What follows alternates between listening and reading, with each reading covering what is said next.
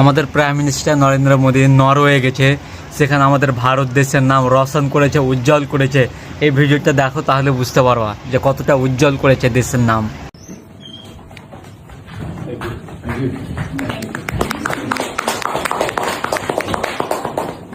Prime Minister Modi, why don't you take some questions from the freest press in the world?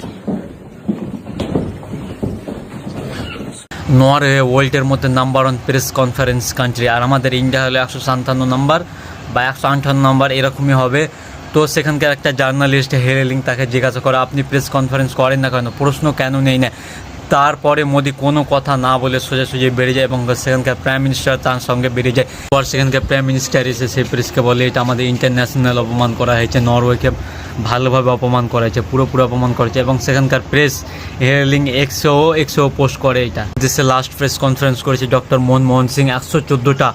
আর 2014 থেকে 2026 অবধি মোদি সরকার zero press conference করেছে, কোনো প্রশ্ন নেয়নি, আজ অবধি কোনো প্রশ্ন নেয়নি।